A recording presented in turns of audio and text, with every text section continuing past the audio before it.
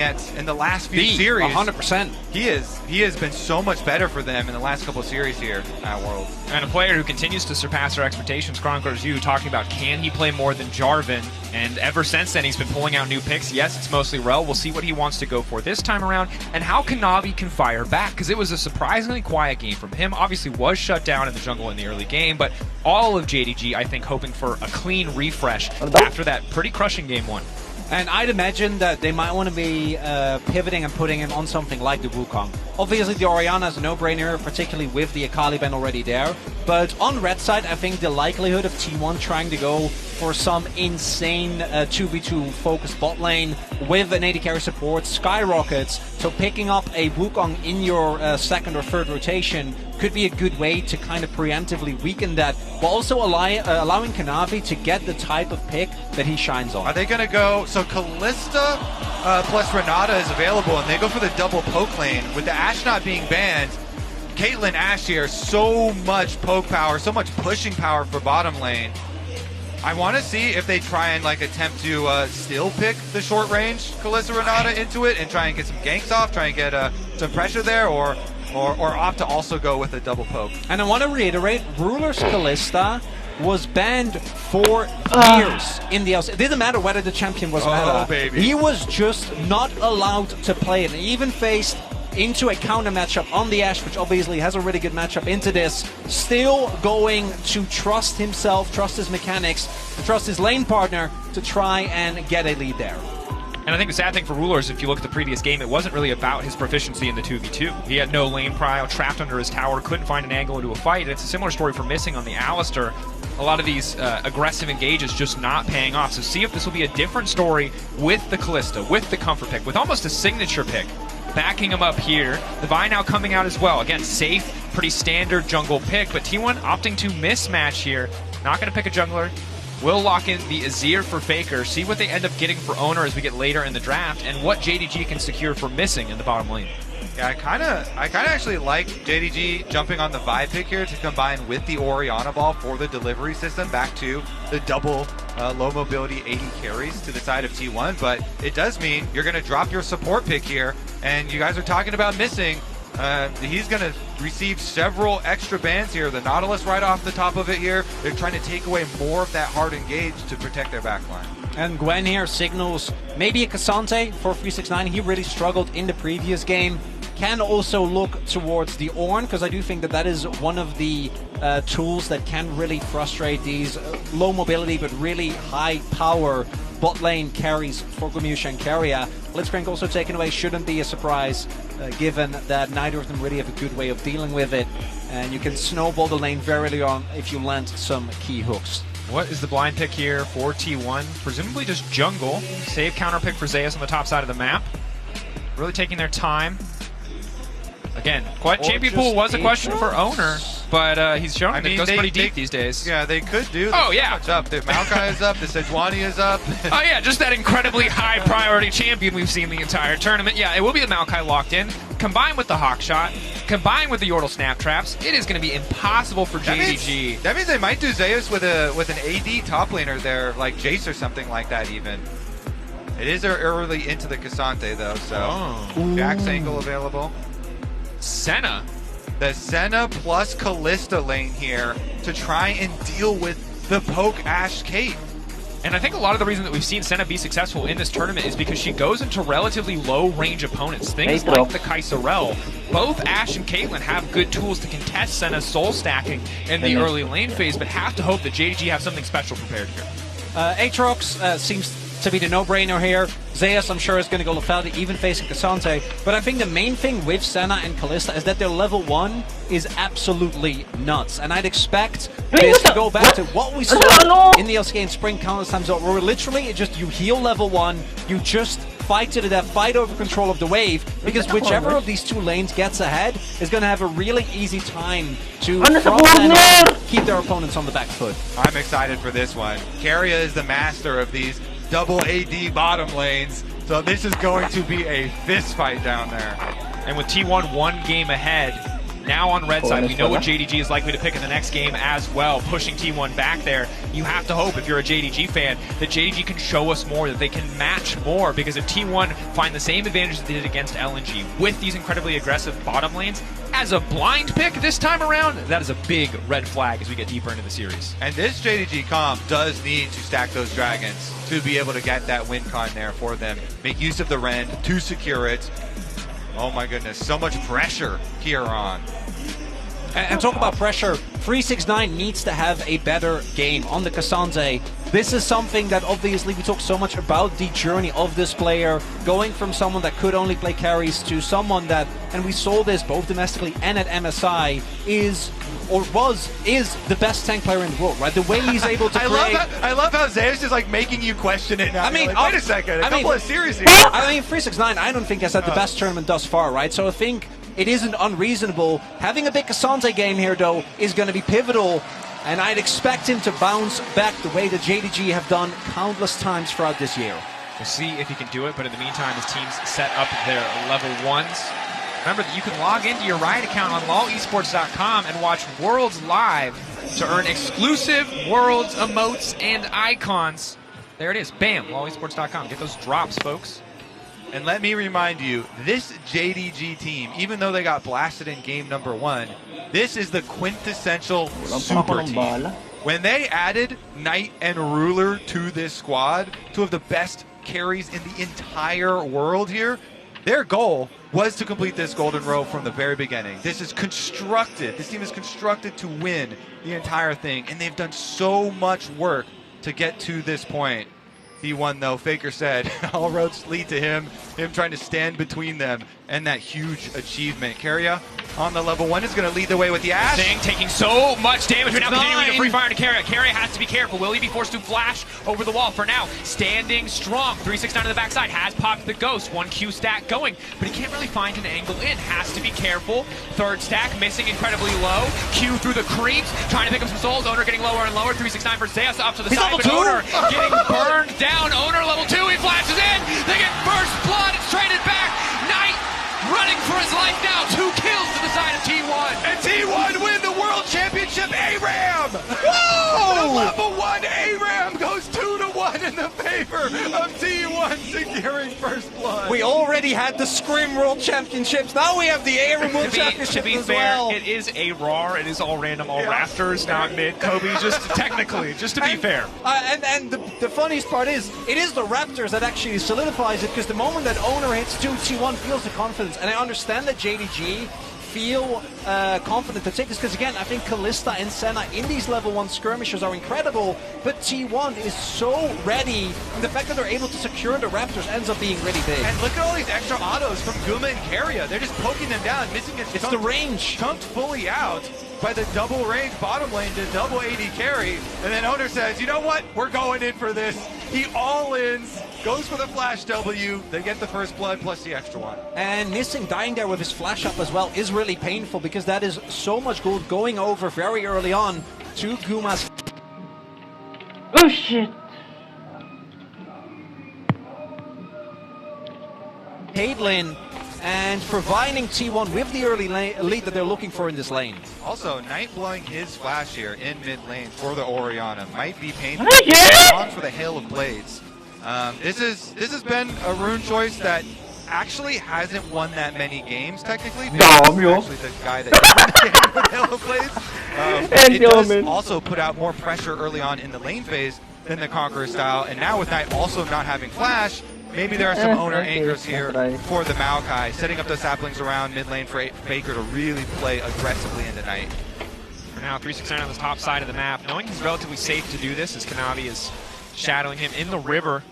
Can just clear out that wave, stay out of the individual 1v1 with Zeus. Owner moving in, laying down a little bit of vision here, going to contest this red. Remember, because he got that level 2, because he got that first camp, he really wasn't hampered at all from that level 1. Is it going to time out? No, we'll spot him. And there is double prio here for T1. Walking away, 700 health going in, not quite able to get it! Owner! Kanavi! Early smite, Owner. Early smite there. Kanavi very happy to be able to grab that one back. That's really big. A lot of time invested there for Owner without any real payoff.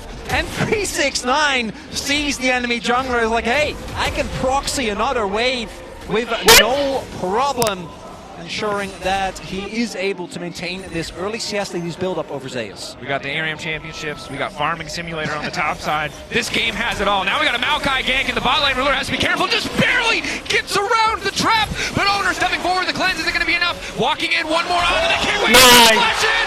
Carrier seals the deal! Mystic trying to fire back with Carrier! Blinking! Kanavi!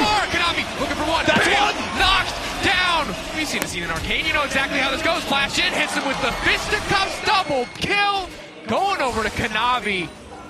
Really good timing there for Kanavi to go back in. He waits out the barrier from Carrier, then flashes in, gets the extra kill. Kanavi pulling this one back for JDG. And that's the gold lead for T1 now evaporated thanks to that timing from Kanavi. Is really critical for Kanavi trying to save the game plan here for JDG, because that would have been devastating if Ruler went down, both summoner spells blown by Ruler as well, without any repercussions there. It would have greatly diminished the chances they could actually stack their dragons. On the flip side though, Gumayushi actually was able to pick up so much more CS and maintained his summoners. Did not have to flash here, as we take another look at that play. Okay, so Owner trying to chase them, past the trap here, goes in, he gets the cleanse out first, and then Carrier waits for his timer, flashes forward to get the extra kill, but Kanavi, we know, coming around the outside, and he picks up the first one on Owner really nicely, then waits patiently, wards in the brush even though there is a control ward there, flashes in as soon as the barrier's over to get number 2. Missing flashing in the backside there just to be careful. Ultimately, it's just kind of a mess on the bottom side. With some good kills traded back and forth there. Zeus level 6, but at a man disadvantage, we'll make it back. Arc and Blade just locking down Kanavi briefly as Zeus will just return to the top side already. 369 picking up some Thorn Mail. It's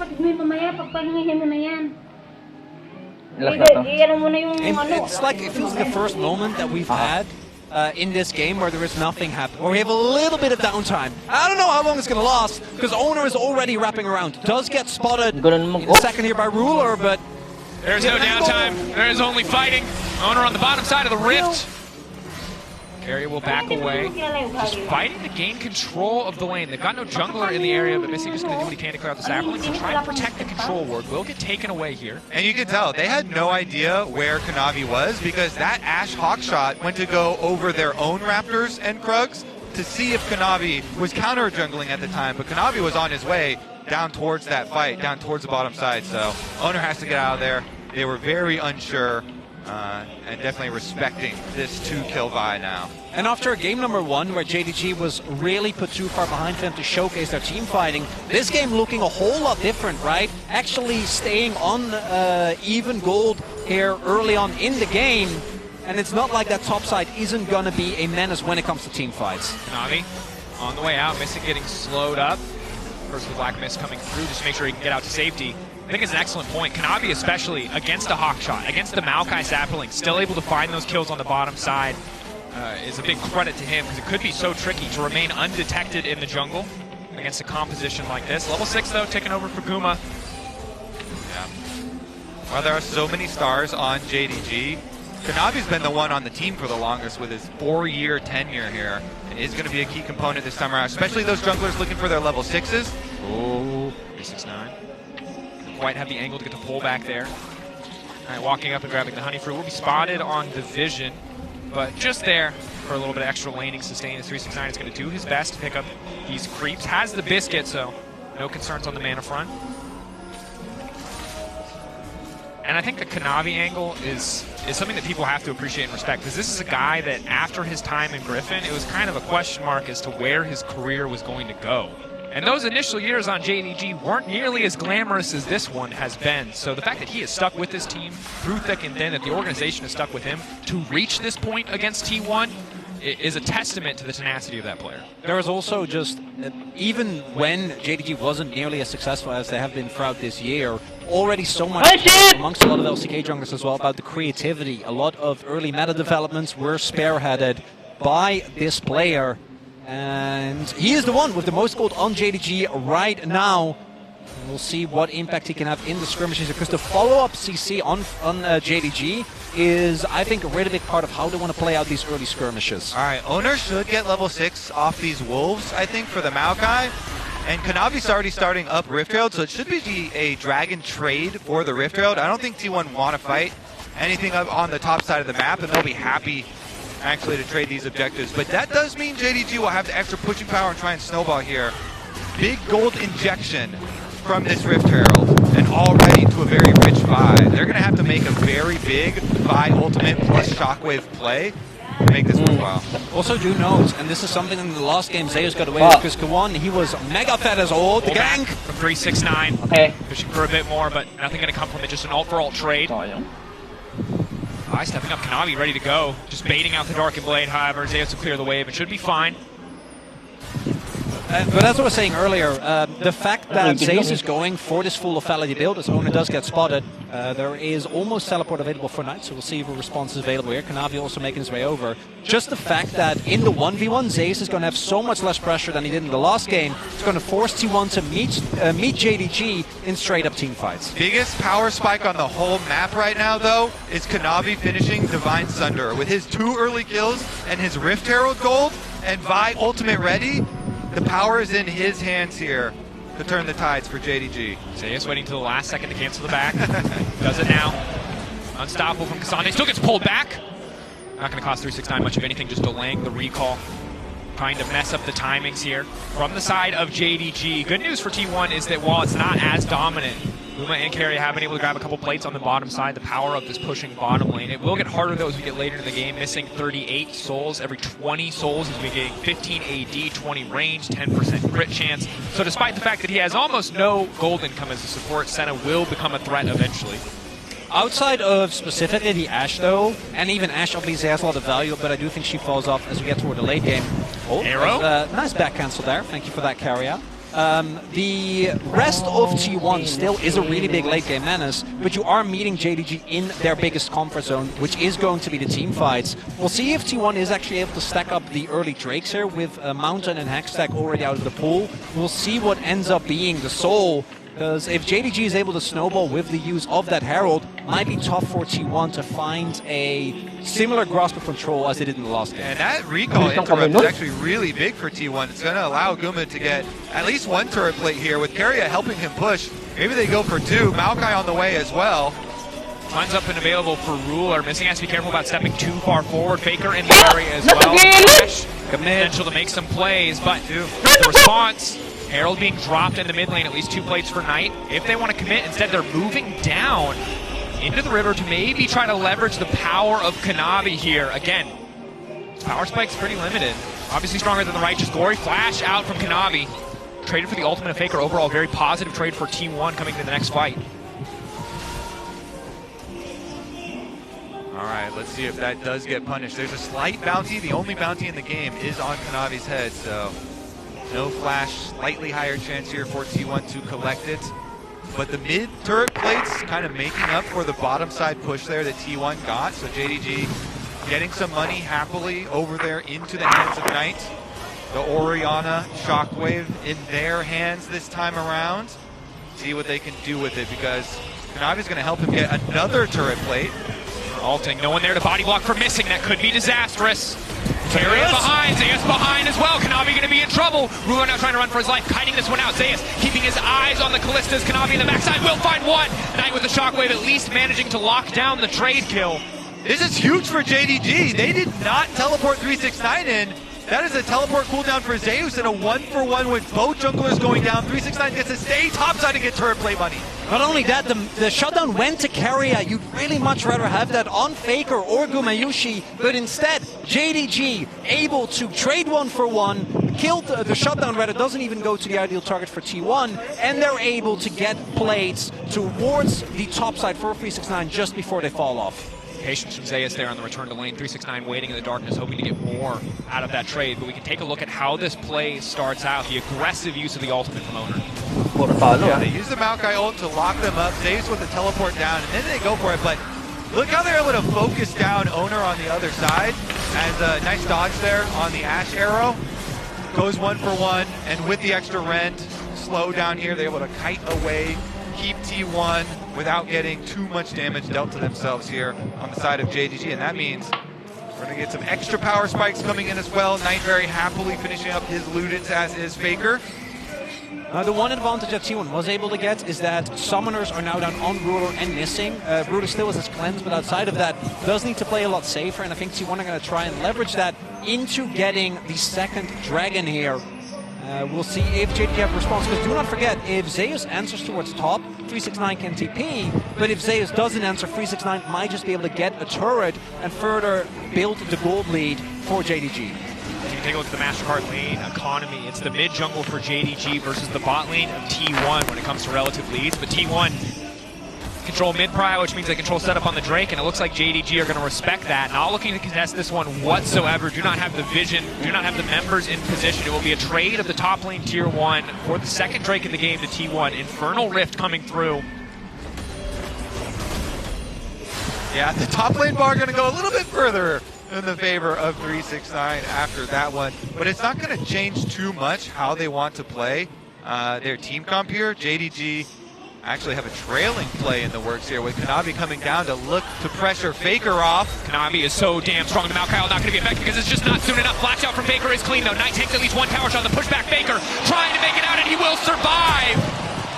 JDG walking away empty-handed. No real wave to play around on that bot lane tower for now. We'll be able to, I think, at least get some damage down on the turret.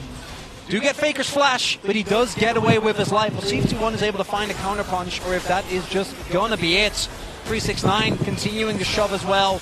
Should be able to get a lot of damage down towards this turret. And now Herald being started up by T1. This is looking to be their answer, but 369, he is getting more and more gold. He gets top tower, he gets bottom tower. Clearly after last game, JDG putting more effort into getting resources into the back pocket of 369.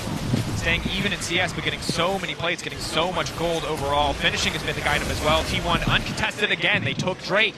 They've now taken the second Herald. It's been a smooth game so far in terms of objective control.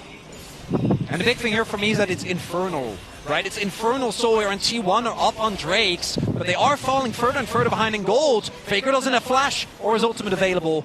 It means there's a huge importance on getting your vision control leading up to the dragons, and whoever's going to be able to get there first. Because Gumayushi, with the Caitlyn traps here, trying to get to dragon first and cut off one of those angles, line up the traps, make it so much more difficult for this hard engaged comp of JDG that's much shorter range to actually close that range and get there engaged.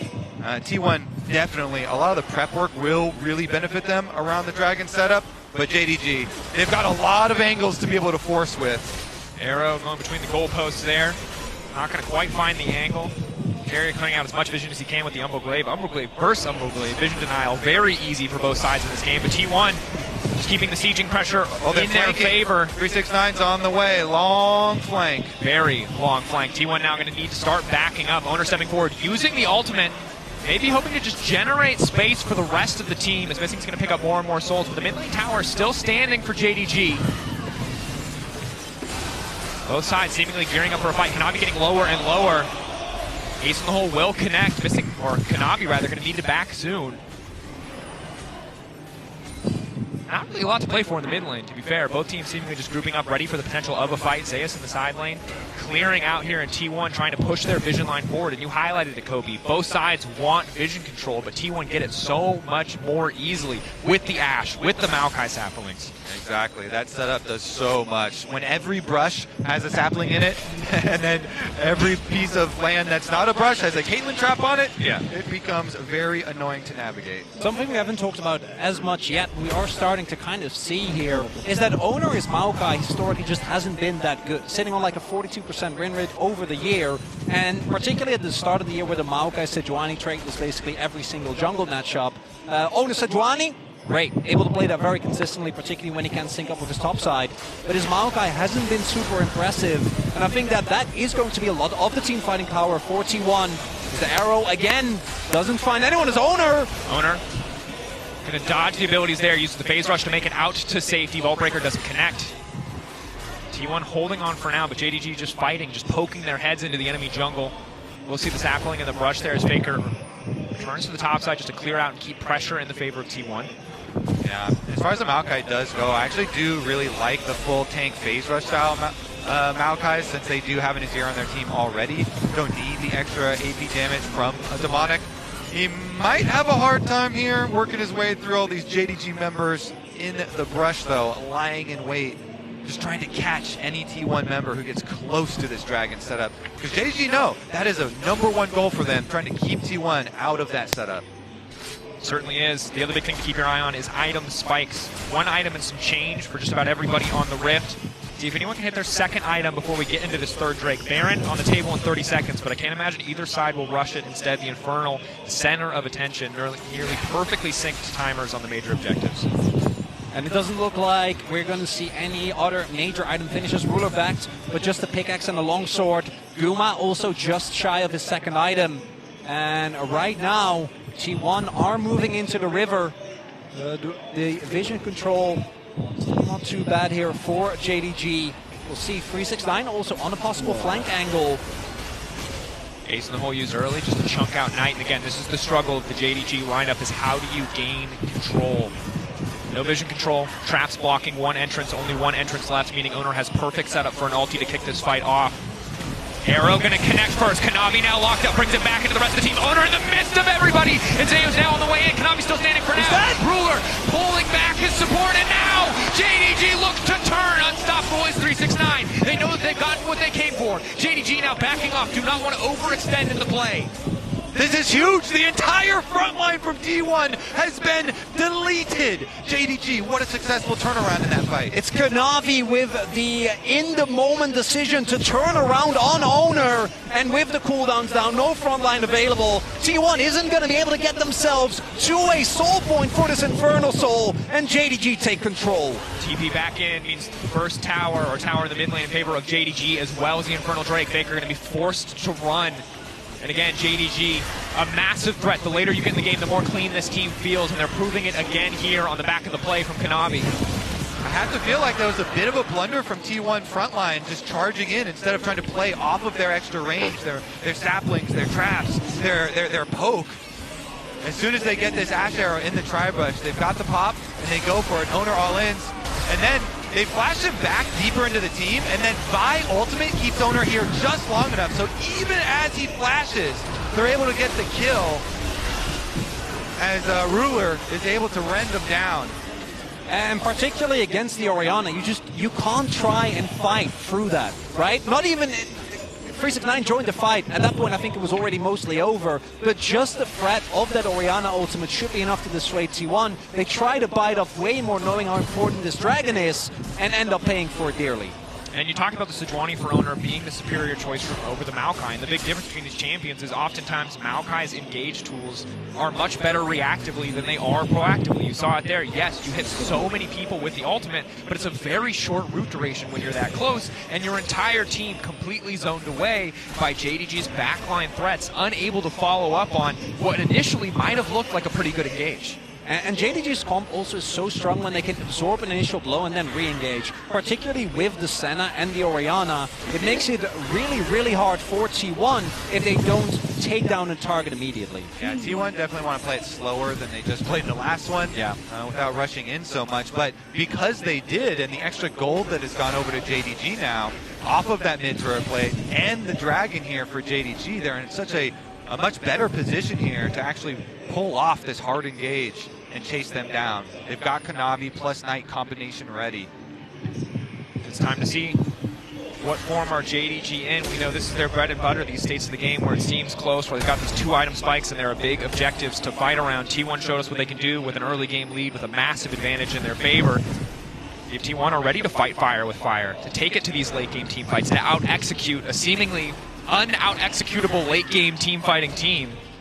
And really big here as well is that Zeus hasn't actually been able to find the backline yet. And as we can see, 369 can just get prio on every single wave because Zeus doesn't win the one drum. Didn't even go for Eclipse, right? This is just full-on Duskblade together with Edge of Night. So his ability to chew through a, I don't know how much armor 369 is sitting on, but it's going to be way too much for this Aatrox to deal with. Makes it really hard for T1 to gain control of the side waves. Ace in the hole, not going to lead to much effect there. Command Protect. Was the body block from Kanavi. Keeping Missing healthy. It's not an AP Maokai, as highlighted earlier, so the sapling's annoying, most certainly, but more about the slow and the vision control. any actual damage. As Ace using the Scryer's Gloom just to see if there's anything spotting him. Another aggressive engage here. Keria locked up though. Now finds the Shockwave onto one. The TP now coming in. That's 369 to the backside. Looking to isolate the rest of the team. One kill already going down. Guma off the ribs. Keria running for his life. Konami continues that forward pullback coming in. JDG have brought T1 into the meat grinder. They are tearing through them effortlessly. But Faker now looking to fire back. Keria bleeding on the back line. Cannot do much more. JDG have taken the exchange. And Konami going down means that JDG, I still see the ping towards Baron. They might have tried because Owner is dead. Doesn't have Smite, and they do have the Rend available. Exactly. Rend is going to be more damage. Double TP though. They might just want to force that out and back off. Becoming Here comes Zeus. potential for a hero moment from Zeus from Keria. Can they turn this one back? A lot of blinking health bars, a lot of cooldowns missing. Zeus no flash. Objective getting lower and lower. The Rend should just be able to finish it. They will grab the Baron, but T1 sticking around in the meantime, hoping to take the fight. Missing getting lower and lower, but he just got too much range, too many souls, doing too much damage. Faker goes in, but he gets absolutely nothing. And JDG are one of the best teams at using Baron buff to end games. Let's see what they can get done with it. They're going to have a redirect all the way back to the fountain. Missing, going to brush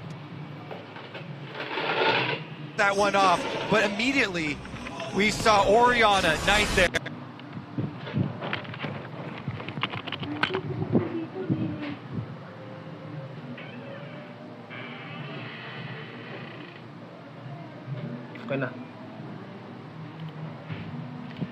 Went up to the top side to push the wave, and Orianna, Knight, right here, gets a shockwave onto Keria, almost killing him, forcing the flash, forcing Faker to come over and peel, and this is where you get another counter-engage from JDG after T1 tried to chase.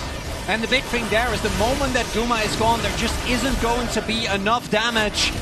369 able to isolate Owner, which even though we do see Konami go down, ends up being fine for JDG. They have the confidence to just trust this Kalista and the fact that they still have a front line. And was so close there too. Zeus almost killed Knight, almost took down the Orianna, evening the kills up there, but he just barely was unable to. Knight was able to escape.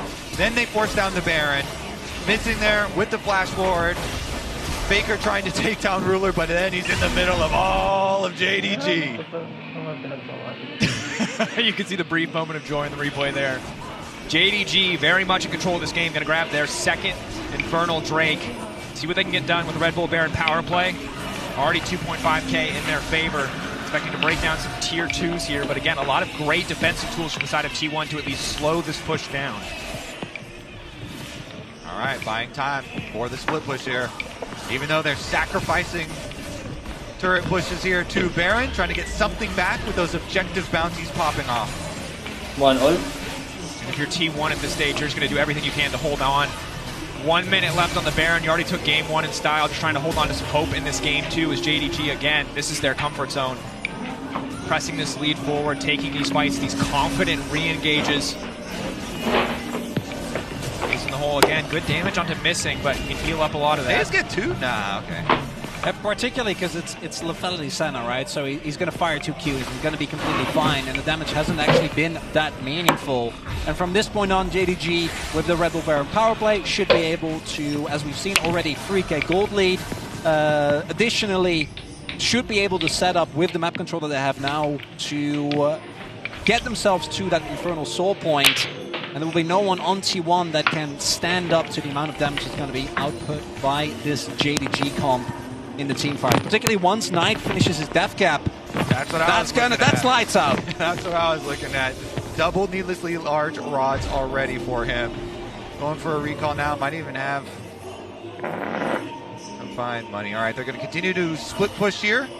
Sending 369 down to bottom side to catch Faker's attempt to get another objective bounty. You see Faker going for the bottom side turret objective bounty there, while the rest of JDG push top.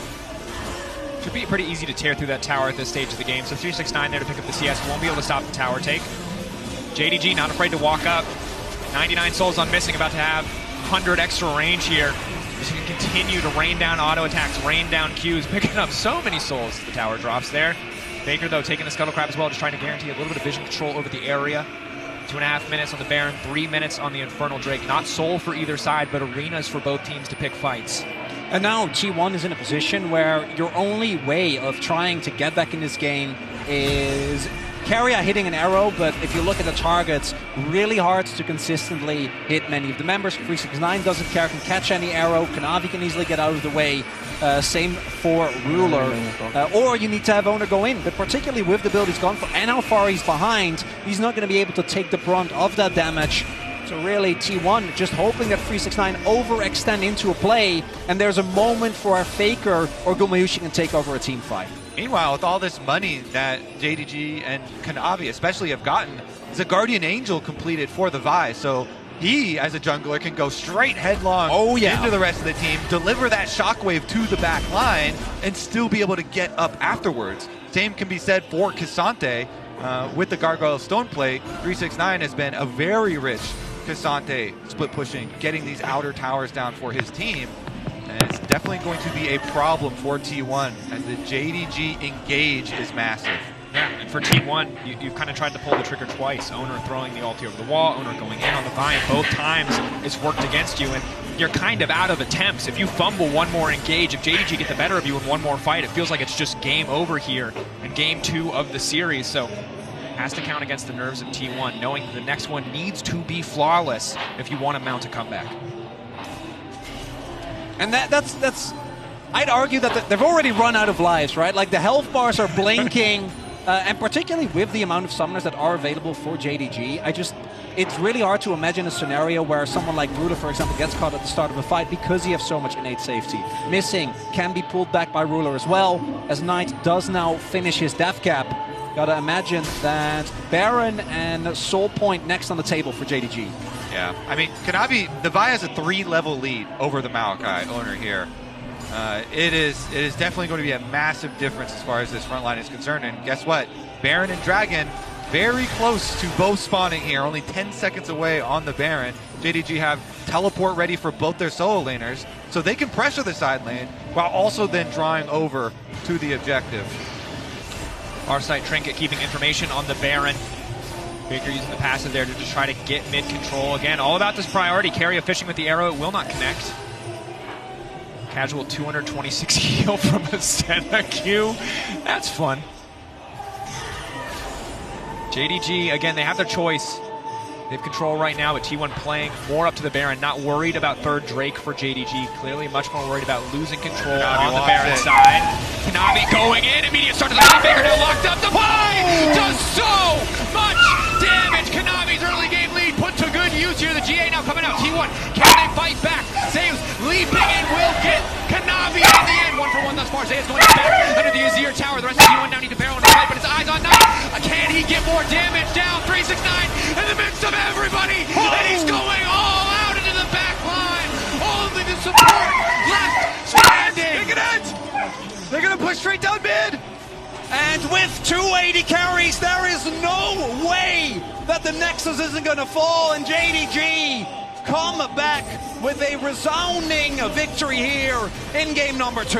Game 1 about Owner's early pathing, about the team play, but game 2 has been about Kanavi and the dominance of JDG in fights. But that said, as good as the fight was, as favorable as the fight was, JDG do not think that they have time to close the game out and will set their sights on the objective. A little ahead of myself. Yeah. They should still be fine. We've seen them end a lot of games really quickly. Faker's up though. They're going to respect it. Pull back and grab Baron buff instead. But JDG, such a massive lead after that T1 wipe here with the Baron buff. Baron empowered recalls will allow them to reset too. And you see T1 trying to make a rush towards this dragon. I wonder what Kanavi has to say about it. Knight here is up as well, and they're just going to use the Baron offensively. Pressure immediately, teleport back out. They already have mid inhibitor down. They're not going to let T1 any window to go for a dragon. Yeah, really good read here from JDG. You know T1, given that the Baron is being taken by JDG, is naturally going to try and contest that objective. Not going to be the case. 369, I don't think he really cares. And he, to me, is the pivotal part. He had such a rough Rumble game in game number 1. And this Cassante is what we expect to see coming into this series. Firing back certainly in game 2, got more support, got more time alone to farm up, and you can see why he's considered the best team fighting top laner in the world. He's been such a menace on the backline in these exchanges. Kanavi, no GA available, but still damn tanky. Missing has to be careful though. As much damage as he does, he's still incredibly squishy. Kanavi threatening, JDG threatening, just trying to force these waves forward. Maybe get another inhibitor on the top side. Waves not quite synced, bot wave not there. 369 again. Lives the body block gates in the hole. So hard here to kill 369. Uma doesn't have a low dump, so it's only Faker. Maybe eventually can shoot through. JDG backing away. They're going to overstay for the fight. The shockwave, illuming Breath of Night, level 17, cap, Shadow Flame. He and Kanavi work together. It's a death sentence for T1, no doubt. JDG just backing off. They got what they came for. 2 inhibitors. Now, finally, they will turn their attention to this Drake. The map is theirs. They'll do things with it. So please, and 369 doesn't take damage. I actually was gaining health during that. But it is going to be the secure of all the neutral objectives. The 2 inhibitors down. JDG methodical here. Missing will take exactly 1 soul from the Drake. Finds it canonically incorrect, then it drops 2. Alright, return to the bottom side. Keep up the Baron, empowered pressure. Gumayushi trying his best here to put up these Caitlyn traps. Put a stop to the onslaughts. But JDG overwhelming. Ruler off to the side. Unafraid. Carrier, arrow back up. Final inhib. Again, wall breaker charge every time Kanavi goes for the angle. T1 forced to back up just a little bit more. But it's just slow. It's methodical. It's controlled. JDG, Knight pushing in the bottom side. Double cannon minions. 1 will be cleared away. 23 seconds left on the Baron. Can they break open this bot lane tower? Traps are there. 369 solo zoning off as meanwhile Kanavi just walks in with the Baron empowered minions just to threaten the Nexus. On one. JDG, their chokehold on T1 and they're starting to squeeze T1. Not a lot of options left, but the arrow going wide, potentially the last glimmer of hope. Now fading in this game too. Missing taking a big chunk of damage here. No wave, T1 still able to clear it. Finally bot wave now coming in. It feels like an inevitability, but it's not over till it's over. T1 ready for 1 potential final fight. Zaya's poking off to the side still. Has a bit more armor pen now. Can start to hurt 369. Ulti coming out from Owner. Faker looking for an angle here. Just going to get a bit more poke down. But again, JDG are too composed. They're too controlled. They will not take the bait. They will walk away knowing that victory is inevitable as long as they do not make a mistake. And this is about as secure as you can go, right? You want to ensure that you don't somehow give an opportunity to T1 to get a miraculous team fight, like a multi-man shuffle into Zeus, knocking people up, trying to blow up your backline. Because as you say, as long as you don't do that, as long as you play it out safe, you are going to get Infernal Soul in about 2 minutes. You'll be able to get the Baron as well. You can win this game without ever fighting, which I, as an LCK caster, really appreciate. And what we've learned, if nothing else, is that the Golden Road has some pretty strict speed limits here in these late game scenarios. I think with 3 inhibitors down, you can just go into their base, and as long as you respect the engage and the Ash Arrow, you should be able to just use the pressure to wear them down. T1 are going to get very desperate here. They have no territory to work with. With double super minions coming down every single lane, there's a multiplicative effect. They buff each other up. You just have to wait in there and not give an engage opportunity. Have to be a little bit careful about that one. The good news is, Mateus is behind. They're going for it. T1. For the angle, Missing could be in trouble here. Zeus on the backside looking to lock up, trying to take down a bit more damage. Infernal Chain's not going to be very effective. Knight going golden, has a bit more space. Kanavi now on the way, and in goes Kanavi! And that should just be it. T1 holding on for dear life. Faker uncontested on the backside. Gumichi going golden, but he is going to go down. The flash out will not be enough. GA up just in time to keep Kanavi standing. It's a clean ace in the base of T1 as JDG will move on and close out game 2. It's a textbook game from JDG. And to me, it's the top side that made the difference. 369 with a much better game, but Kanavi in particular, the hero of the early game.